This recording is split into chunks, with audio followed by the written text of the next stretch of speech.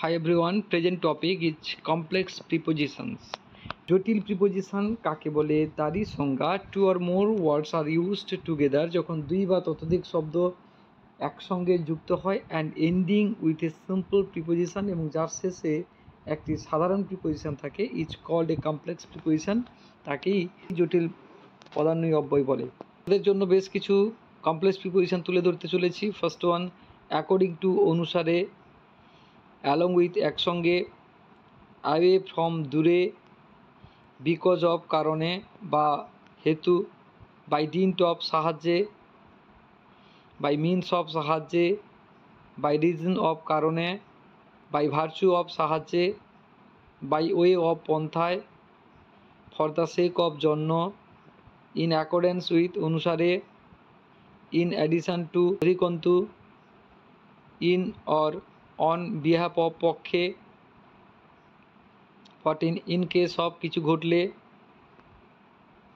15 in comparison two তুলনায়, 17 in compliance with অনুসারে, in compliance with অনুসারে, 18 ইন কনসিকুয়েন্স অফ ফলে, 19 ইন কোর্স অফ চলাকালে, 20 ইন ফেভার অফ অনুকূলে, 21 ইন ফ্রন্ট অফ সামনে, 22 ইন লিউ অফ বদলে, ইন অর্ডার টু উদ্দেশ্যে, 24 ইন প্লেস অফ পরিবর্তে, 25 ইন রিগার্ড টু সম্পর্কে, 26 ইন রেসপেক্ট অফ সম্বন্ধে, 27 ইন স্পাইট অফ সত্ত্বেও, 28 ইনস্টেড অফ পরিবর্তে, 29 ইন ভিউ অফ বিবেচনায়, 30 ইন দ্য ইভেন্ট অফ কিছু ঘটলে, 31 অন অ্যাকাউন্ট অফ কারণে, 32 ওয়িং টু কারণে,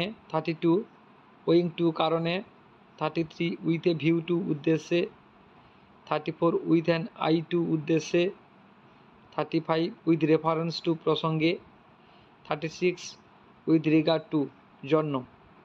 these are the examples of complex prepositions. পরবর্তী ভিডিও পেতে চ্যানেলটিকে সাবস্ক্রাইব করে সঙ্গে থেকো। Have a good day, bye bye.